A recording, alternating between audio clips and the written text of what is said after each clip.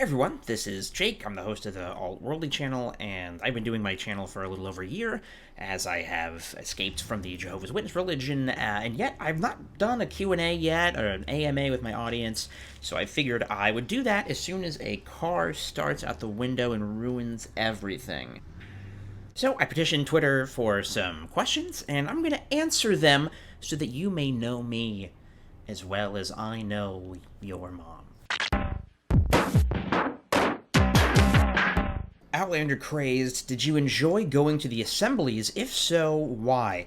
I really didn't enjoy the assemblies. I guess I enjoyed them a little bit more because it was a break in the routine, and your life is so based on routine as a witness. But no, usually I had an assignment I had to do, which would be stressful, like if it was organizing cleaning or just like actually doing the cleaning or working in first aid. So that was kind of nice because it distracted you from the program, but you did have to be in this confined windowless space for 8 hours. Now, what I did like doing was the last few years in the religion, I was part of the AV team at the assemblies, our local assembly hall. As you know, if you're a witness, you know, they don't play the kinds of video demonstrations on the assemblies that they do at the conventions. I don't really know why that is yet, but there's a bunch of different cameras you can switch to get a better angle if they're interviewing somebody, if there's a demonstration, or just to make it a little bit more dynamic on the video screens to change angles of the talk. So that was fun because there was like an old-timey control desk like you would see in a news station where like if you want to push in on something you like slide up a slider, you know, you're like hitting like camera one, slide in. So it felt like we were part of some old-timey broadcast that was kind of satisfying, but it had nothing to do with what was being preached from the platform. What was sometimes nice is sometimes there would be a governing body speaker or a Bethel speaker or a branch speaker. We always had some kind of special guest speaker at these. We would actually get Sam heard quite a bit because I'm from Ohio and he's from Ohio, so I think he's around a lot to visit. So I felt like I knew him. We got Robert Lucioni as well, who's on the broadcast, and Brother Algin. You've seen him. I did a rebuttal to one of his talks in a video. So I've met a lot of these guys actually, and they're all really nice. You know, like met him backstage. The one guy who's not super chill actually was Heard. He was not as chill, but what are you gonna do, right? Who's surprised by that? The governing body member is a little standoffish in person. Like, he wanted to be left alone in his little, like, there was kind of an office in all of the different backroom areas, and he just kind of stayed in there the whole time until it was time for his talk, and would talk to like the convention chairman and his buddies in the know. Kyle Harrison asks, as someone that has a genetic condition, was the hope of the new world difficult to let go of? What helped you to accept the promise of paradise was a sham? So if you don't know, the genetic condition they're referring to is Crohn's disease, which is generally passed on genetically, at least as far as they understand. Yes, the Paradise Hope was incredibly important to me because, especially when I was younger, the treatment options were not nearly as robust as they are now. It was rare to diagnose a child with Crohn's disease, and there were not a lot of treatments that had been tested yet. Now I think they're better at diagnosing it, and there's more treatment options. But at the time, it was explained to me that there's not really a cure for the disease that I had. It would just have to be managed, and hopefully it would go into remission. So that was something, absolutely, that I really would hang on to, mostly just like the idea of feeling good. That was really important to me. But also, as somebody who liked to do creative stuff and perform, whatever. Is this a performance? That was me juggling, and my space work needs work. You're always told to save your skills for Jehovah's organization, and you'll have time to do that in the New World, to the point where there's that drama series that they had on one of the conventions where this guy gave up his love of playing the violin, but in the Paradise, they show him playing the violin. It might have been a woman. It's all getting fuzzy to me. But that was always reinforced, and it was always very reassuring that I'll have infinity to do all this stuff. One thing that did bother me, though, is I like to write, And I like to read, and so I was like, "Oh, I'll have all the time in the world to write." And then my glasses break, and it's like that episode of The Twilight Zone. No, I was like, "Well, the center of every story is conflict, and if there's not going to be any conflict in the new system, then how are we going to have stories? How is storytelling going to work?" That was something I had a hard time grappling with and would always just like, we'll just shove that deep down inside and not address it again. I gotta say, I didn't find it very hard to let go of, though. I feel like as soon as I woke up, I was just like, okay, so that's all fake. And I guess part of it is as you're going through the doubting and waking up process, I was kind of accepting that based on the path I'm going down, I might not be resurrected. And I think that got me at least used to the idea that I wasn't going to live forever. But intellectually, I always had so many issues with the idea of how the resurrection would work logistically, and the idea of perfection. Why do we have pain receptors if God never intended us to feel pain? People would say, oh, well, just because you're perfect doesn't mean that you can't make a mistake. And it's like, well, then what does it mean? Oh, it means you have the perfect potential to be perfect. What? It's a completely arbitrary thing that they made up. So I think between all of the logical issues I had with how paradise would work and the constant vacillating between am I actually going to make it or not, accepting like, oh, I might not survive, I had primed myself to be ready for not accepting it as true. And that is kind of one thing that I got to say I don't hear a lot of witnesses hang on to, or sorry, ex-witnesses hang on to. There's plenty who remain Christians or go to some other faith denomination, but I don't really hear of any witnesses that still believe in the paradise earth after they wake up. I would be interested to hear from you in the comments if you do. Renee Qualey says, you ever hear of Darth Plagueis the Wise? No, that is not a story that the Jedi would have told me. Bree Yarborough asks, what is the most surprising thing that's happened to you since leaving the org? I think the most surprising thing that has happened has been that I've actually done all of the worldly things that are like cartoonishly worldly things that they scare you about. Like, I've done drugs, just pot. I've smoked some pot. I've gone to the club. I've gotten drunk, gone to drag shows, and gone to Pride. And, I've done all that stuff, and it's like, I feel the same. I just feel more fulfilled. And it's not a big deal at all. Turns out it's actually not a big deal. It's just nice. It's all there if you want it, and you can take it or leave it. I had always thought that maybe I'll get this fellowship someday, but I'm not gonna live like some worldly person.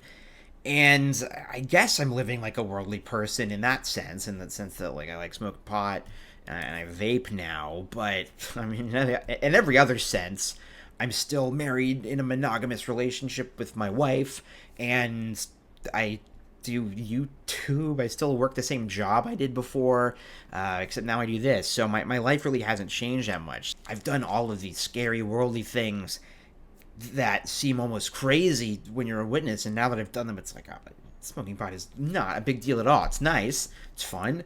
It's not, gonna immediately make you go insane and turn into an evil drug addict who's, selling your body for heroin underneath the Brooklyn Bridge. I've used the heroin under a bridge example a few times lately. Gotta shake up my metaphors. This is all pre-recorded. I could make a conscious stance now and think of a new metaphor, but I'm obstinately saying no metaphors for you. You're stuck with the bridge one until I can be arsed to think of something else. Alicia asks, am I your best bud? And Alicia, this is a tough question because obviously my best friend, my wife, and we do tend in this house to call our best buds our cats. But as far as human best buds, as far as I know, nobody has staked that claim. And Ben has been very adamant that he's not friends with me. None of my IRL friends that I see on a weekly basis have claimed best bud status. So Alicia, legit, you're one of my best buds. Alicia is one of my best buds, actually. She has a channel that's really great. She hasn't posted in a little bit, but it's all still there, Eve 2.0. And Alicia and Germ and Jean Maple were I don't know how exactly we all came together, but they have just been super, super accepting, and just been my buddies, man. Just like from day one, from the time I was Pimo, just looking for advice. They've just been like my absolute best friends in the world. So thank you for being a friend. Someone should write a song about that, and it's not going to be me. Neo asks, what do you think was one of the most instrumental things in waking you up? And do you have any tips for people who are waffling between staying or going? I did just do a video about like my whole waking up process, and if you haven't watched it, what, you don't have 2 hours and 45 minutes to spare? Come on. If I had to rank the things that was most instrumental, it's like the LGBTQ issue is the main thing, and what motivated me to action there instead of just experiencing cognitive dissonance all the time and thinking, well, we have the true religion, but I fundamentally think we are absolutely wrong about this and it's harmful. I think like having a bunch of media that's like easy to consume, that featured queer performers and content creators and commentators and stuff, that was probably the most instrumental thing. Like I listened to podcasts all the time, comedy podcasts. I know there's a question about one of those podcasts later that I'll get to, but like the stuff I would listen to had performers of all different backgrounds. They would talk about it very openly, and they were just as like the most incredibly funny, smart people I'd ever heard of. Like I'm thinking of people like Jeff Hiller comes to mind, Drew Tarver comes to mind, and then stuff like the episode of The Office, the gay witch hunt episode. Fucking hell. So having like queer people in my ears all the time, humanizing them was very influential. And perhaps even more than that, from a very young age, I'm watching stuff like The Simpsons and The Office. The Office has the gay witch hunt episode with Oscar, and homophobia is very clearly shown to be a bad thing, and you don't want to be like Michael Scott. And boy, did I know a lot of witnesses that were like Michael Scott. One thing that really stood out to me, I remember very clearly, was the show Community, which I cut out. If you can imagine, there was a longer cut of that almost 3-hour video I did.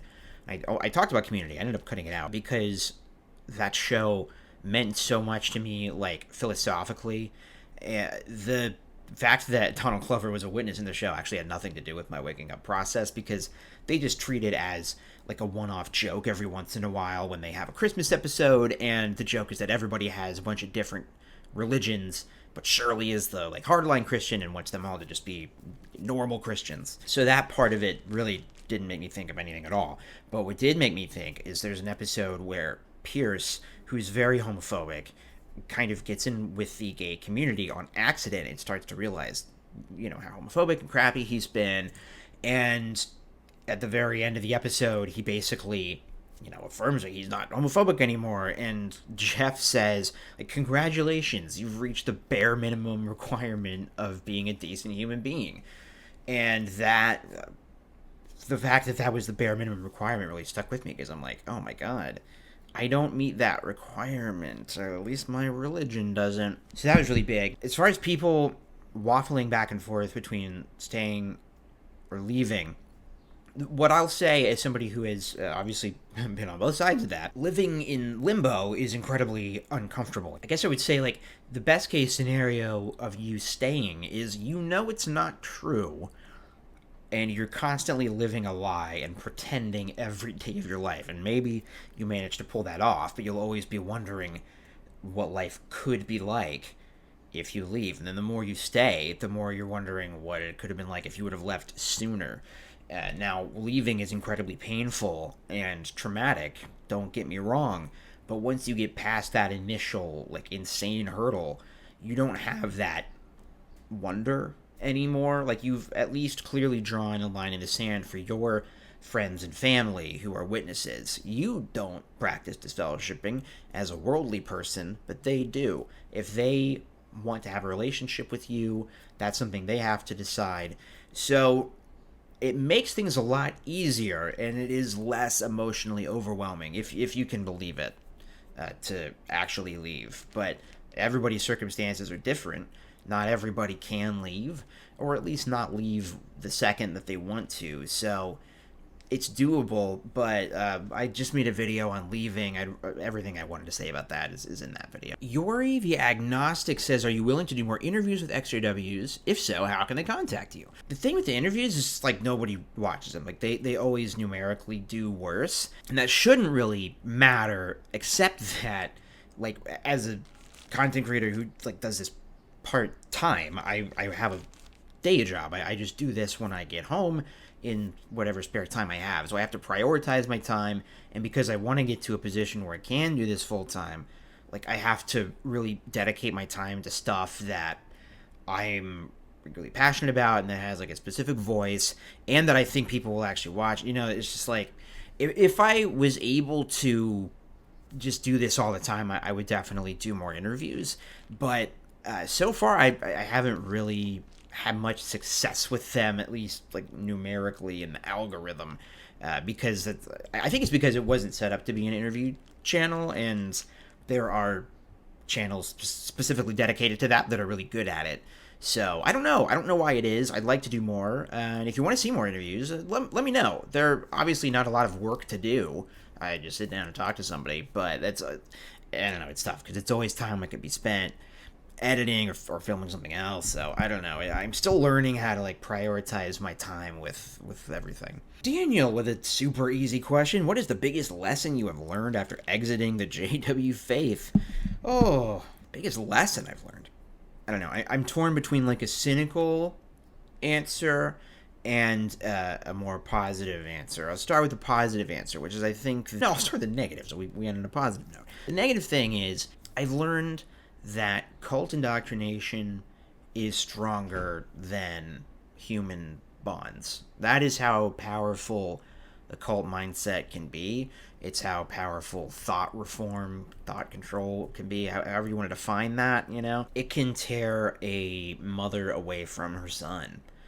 This supposedly unbreakable bond. It can just draw a line in the sand, and that's something that it's hard to do with anything other than hardline ideology. Like, as naive as this is, I really did think that my parents' love was different somehow, that it would overcome this disfellowshipping thing, and it would make them realize that they were wrong, but it didn't, you know, and I don't think it's even registered to them that it could be. So it really is, it's a big lesson in just how incredibly dangerous religion is, and evangelical thinking in general. It can overwhelm and almost snuff out completely basic, innate human affection, natural bonds, familial bonds.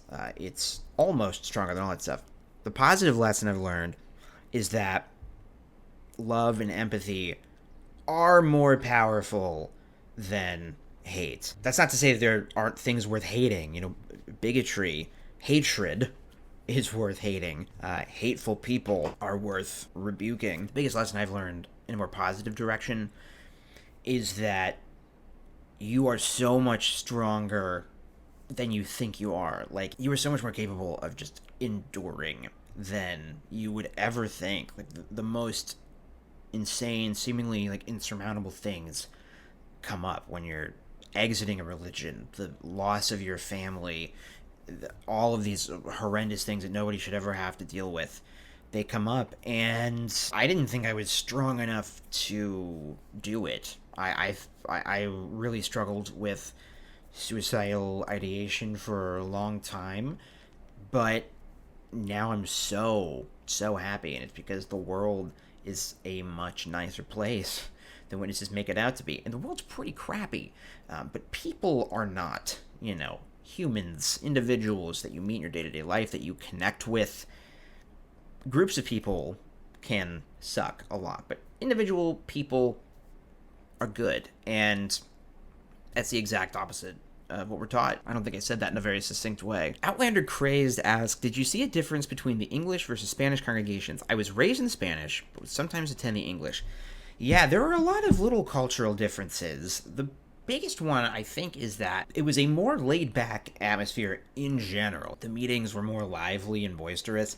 The people were generally, like, more welcoming. There was just like more of a fun, chill vibe. Definitely like socially, I think it was, at least where I was at, was much more warm and accepting than the congregation that I left. The biggest cultural difference that I can discern off the top of my head is that it was actually not such a big deal to get somebody in the territory to come to the Kingdom Hall, because there really was just a sense of like it was just like church.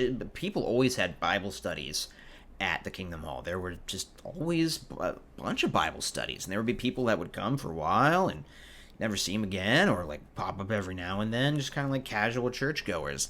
And I think in the community, it felt more like this is just like our Christian religion, and it's not as big of a deal. It wasn't viewed as oddly as maybe like the English speaking territory, where it would be a pretty huge hurdle to overcome to get somebody to come to the meeting. It would be hard to get somebody to go to any church anyway, probably. So it just seems like there was less of a hurdle there, and I don't really know why that is, other than Spanish-speaking Watchtower World's PR is a lot better, I guess. I don't know. Alice asks, what are 3 things you're proud of yourself for since leaving the religion? What am I proud of? Probably the number one thing I'm proudest of, I guess, since leaving the religion, probably the thing I'm most proud of is something that actually has very little to do with me, but it's the Discord community that I have. This isn't a plug. It's just, I don't know, I just kind of decided offhand to start a Discord one day, which, if you want to join, it's like a Patreon perk. And it's just like the best little community of people. It's awesome. And I've made so many like deep connections with people. Just such a good bunch. I'm like, I don't know, I'm really just proud of this cool community that I've got going there. So I'm really proud of that. I'm really proud of my work ethic. I had no work ethic before. I mean, I would work hard at stuff that I was passionate at, and if I was given a congregation assignment, I would work really hard at it. But on the other hand, I was very disorganized and very scatterbrained. Had a lot of trouble completing creative projects of any kind. And certainly a big part of that is because part of me was thinking, you're not really supposed to be doing this. Shouldn't you be reading the Watchtower? But since leaving, I've had such a new lease on life, especially with the combination of leaving and having like a huge health crisis where I almost died.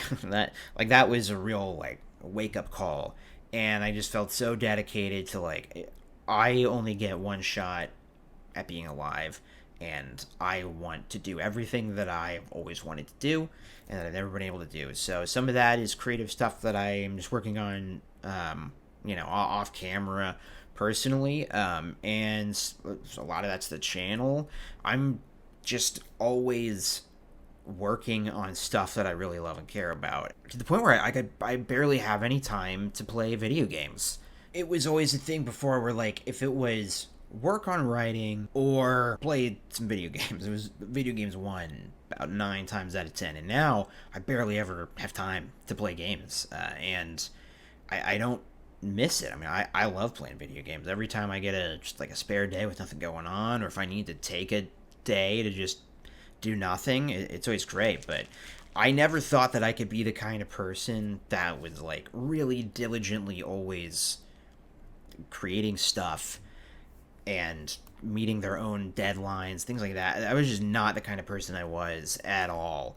And now I am. And that, I really am proud of that. That's really cool. The third thing I'm proud of myself for is sticking up for what I believe in.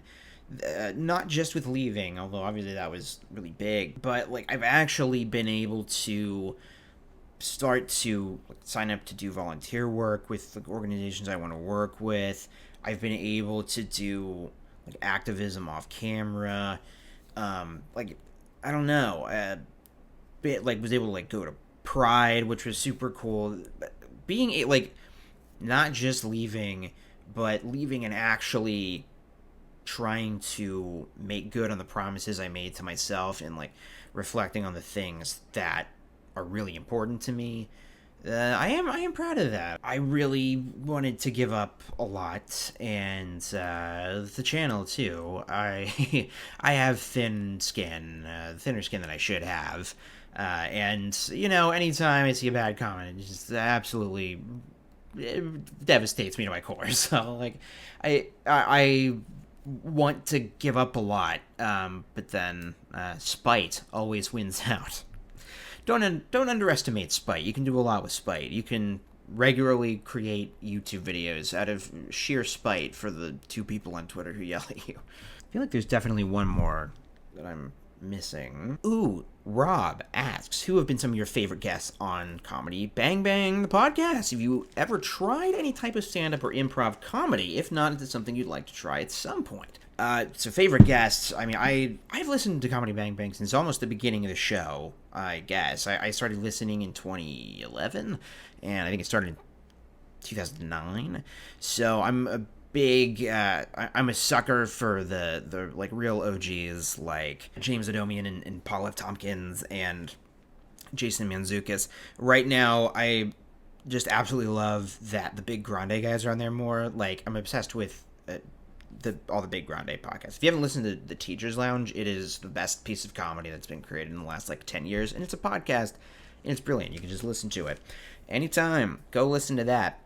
So, having, Dan Lippert and Drew Tarver and all them on is really great. I love Lily Sullivan. Her podcast, This Book Changed My Life, is so good. It's so funny. Carl Tart, obviously amazing. Lauren Lapkus, can never go wrong with that. And, Andy Daly is the GOAT. I'm obsessed with Andy Daly's comedy, and, yeah, he's probably my favorite Comedy Bang Bang guest of all time. Have I done improv? Kind of. I've done it, in podcast form with friends. I had a podcast with friends before I woke up, and we would do a lot of D&D that was mostly just improv, but proper improv where you're really yes-anding and building a narrative, and if this is true, what else is true, and all that stuff. But I've never been able to do it on stage, and that is absolutely a goal of mine. I think if I'm able to do this full time, what I like to do on the side is actually be able to take some improv classes. I definitely want to do UCB, that kind of thing. That's definitely a dream that I'm not currently really doing anything about, that I absolutely want to. Stand-up, I've also never done. I've never done stand-up. I'm not a good joke writer, so I've never. That's not ever appealed to me quite as much. But I do want to do it. I specifically want to do it for a video idea, for a non-JW video that I'll probably put on a different channel. But it requires me critiquing a stand-up comedian, and I feel like in order to be able to do that, I should do stand-up. So I want to go to an open mic and do it, and probably bomb, but that way at least I can say that I did it. And along with this, Lindsay Rojo says, I don't have a question, just want to say thank you. We were the first ones that Lindsay found when waking up, and we made everything a little less scary. That's really cool. I thought about making an intro video for the channel where I kind of break down my intentions and stuff, but that, I guess, is probably the main thing, right? Is I want a soft landing space for PMOs, where they feel like they can be critical and laugh not at the people, but laugh at, I don't know, laugh at some of the inherent ridiculousness. I always felt like if John Oliver does a piece on witnesses, I'll watch it. That was my secret hope as somebody who was looking for an excuse to challenge my beliefs but was too afraid to pull the trigger. I hoped John Oliver did it because I love watching shows like his, and all the YouTubers that I watch are kind of in this vein where they're very informational but very funny. And I don't know if I'm very funny, but their attempts are made occasionally to be funny. And so I've always felt like if I can make a witness laugh in spite of themselves, that's a big win. And if I can make somebody's day a little bit brighter, that's a big win. And especially if I can make the really triggering content less triggering to watch. And so that's the goal. The larger goal of the channel is actually to make it appealing to people who don't know anything about witnesses. I always try and define terms when I can, put forth like a really like simple version of things that can be understood by an outsider, because I still go back and forth on whether or not this YouTube channel counts as activism in and of itself. But to the extent that it is, I think the most important thing that YouTube can do is raise awareness to people who don't know anything about it. Like, if we're all just talking to ourselves all the time, that doesn't really do us any good. We need another, like, Leia Remini type special. We need the going clear but for witnesses, and the way that kind of stuff happens is there's more public interest in it. And if we can get some of these videos to be viewed by more people who are just interested in cults and in religion and like anti-evangelical stuff, then that's kind of my main long-term goal for the channel, I guess. Anyway, that's it for now. I hope to do more of these in the future, and I hope you liked it. And by the way, thank you so much for my patrons who make this channel possible. I want to do this full time. I want to do YouTube, and I don't want it to all be XJW stuff. I've got a video I've been working on forever now that just keeps on becoming a bigger project that I'm hoping will serve as a branch into talking about different cults and conspiracy theories. There's commonalities that debunk all this stuff, and a really big moment for me was talking to Dax, who was on the channel, and the thing that was important for them was they watched Knowing Better's video on the Mormons, and then saw that they had a video on the witnesses, and were like, ooh, well, this video on the Mormons was like really good and harmless. Like, he clearly did his research. Maybe this one's safe to watch too. Like, I'd love to get to that place where I'm a creator that like happens to have XJW videos that somebody, curious to dip their toes in, might watch. So that's the long-term goal of the channel. If you want to support me on my dream journey, subscribe to Patreon, and if not, that's fine. So far, I haven't really done anything specific to Patreon, except I'm going to do a Patreon Q&A. So if you want to see me do that in probably the same exact outfit, but probably inebriated, you go to Patreon. That'll be on there probably. Before you came on YouTube, were you always a twat? Or was it since you gained 7K followers with your social media persona? Oh look, one like.